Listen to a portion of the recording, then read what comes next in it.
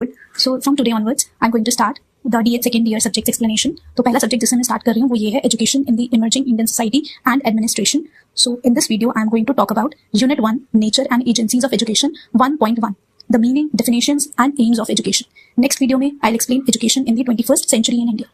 Okay, I hope ये clear है. So without wasting any time, let's move. So first is about meaning of education. The word education is derived from the Latin word educare, which means to bring up or to nourish. Like name में जैसे आ रहा है ना care, so care here means bringing up or nourishing. Then it's also come from the word educare. It means to draw out or to lead out.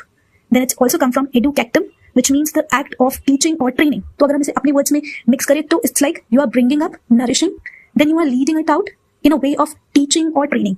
ठीक है, let's see. In simple terms, education is the process of developing the abilities, knowledge, behavior and personality of individuals, helping them become useful members of the society. तो एक तरीके से आप अपने अंदर की एबिलिटीज को डेवलप कर रहे हो, आप नॉलेज गेन कर रहे हो, आप अपना बिहेवियर को डेवलप कर रहे हो, पर्सनालिटी को डेवलप कर रहे हो, जो कि आपको हेल्प करता है सोसाइटी में एक अच्छा मेंबर बनने में. Okay, now there are certain definitions given by various most prominent personalities, जो हम सबको पता है, जैसे Swami Vivekananda, Mahatma Gandhi, John Dewey, Aristotle. So they have given certain definitions of education. तो आप इनको याद कर लेना और अपने एग्जाम में डाल देना, तो it will give you very good marks. Swami Vivekananda ने बोला था कि education is the manifestation of perfection already in man. तो उनका कहने का मतलब ये है कि जो एक इंसान होता है उसके अंदर ऑलरेडी काफी कुछ हिडन होता है, नॉलेज, एबिलिटीज, बिहेवियर, ये सब उनके अंदर हिडन होता है. तो वो उनको बोल रहे हैं कि नॉलेज के थ्रू, एजुकेशन के थ्रू हम उसको बाहर लाएं, यानी कि जो हिडन है उसको हम बाहर लाके एक मीनिंगफुल इम्पैक्ट हमें सोसाइटी में क्रिएट करें, ताकि वो औरों के लिए भी यूजफुल बन सके. Okay, Mahatma Gandhi said, by education I mean an all-round drawing out of the best in child and man, body, mind and spirit. Mahatma Gandhi ji ने बोला था कि education is not just about कि आपने किसी चीज को याद कर लिया या फिर सिर्फ एकेडमिक से रिलेटेड नहीं है. उनका कहने का मतलब था it is about your whole body development, your mind, your spiritual development. तो उन्होंने बाकी एस्पेक्ट पे भी फोकस किया है, not just academic. John Dewey ने बोला था कि education is not preparation for life, education is life itself.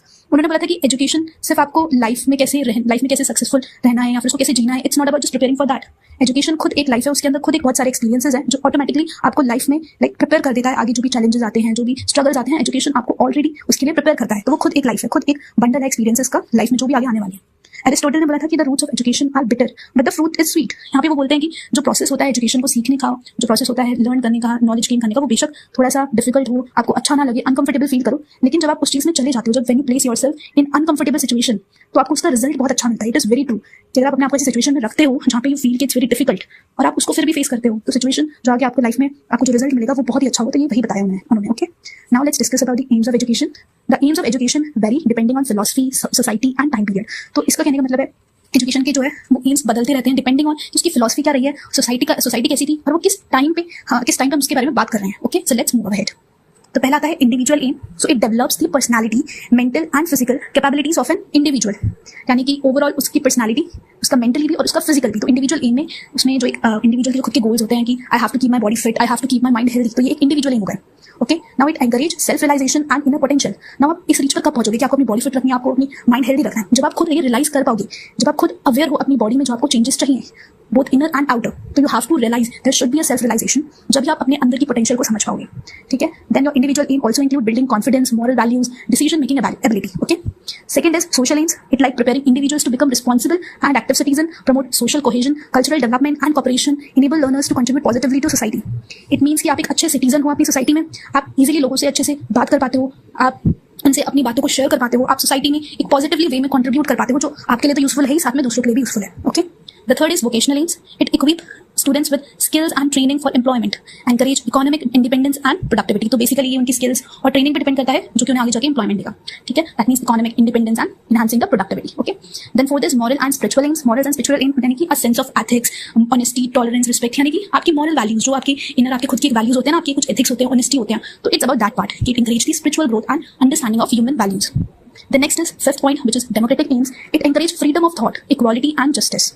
Develop leadership qualities and participation in governance. जैसे कि सोशल थे, इनर थे और बहुत सारे एम्स थे हमारे. ऐसे ही कहता है डेमोक्रेटिक एम्स, जो कि हमारा ये बोलता है कि we should have a freedom of thought, कि हम अपने थॉट को एक्सप्रेस कर पाए. We should have freedom of quality, कि हमें इक्वल राइट्स मिलने चाहिए और जब हमारे साथ कुछ गलत हो तो हमें जस्टिस भी मिलना चाहिए. तो these are the democratic aims. Sixth is cultural aims. It transmit and preserve cultural heritage, like promoting appreciation for art, literature, music and customs. Like हर एक जो स्टेट है, उनके अपने कस्टम्स होते हैं, उनका अपना आर्ट होता है, लिटरेचर होता है. तो इट टॉक्स अबाउट कि हर एक को अप्रिशिएट करा जाना चाहिए. We already believe. नाउ आप अपने ऊपर सोचो कि if you are drawing something different from others, so you definitely want appreciation for that. बाकी लोगों को मिल रहा है तो आपको आप भी चाहोगे कि मुझे मेरी क्रिएशन पे एप्रिसिएशन मिले. So that's it what talks about. Okay, now there are some additional definitions. as a bonus pointer before I'm ending this video. So Rabindranath Tagore said, education means enabling the mind to find the ultimate truth. Explanation: Tagore believed that education should awaken creativity and help individuals seek truth, beauty and freedom. It must go beyond textbook. तो उन्होंने बोला था कि अब text book से आपको बाहर जाके अपनी जो एक क्रिएटिविटी होती है उसको बाहर निकालो. We all have that creativity hidden inside. तो एजुकेशन उनके हिसाब से है कि इंडिविजुअल्स को वो चीज ढूंढना चाहिए और अपनी क्रिएटिविटी को बाहर निकालना चाहिए. ठीक है.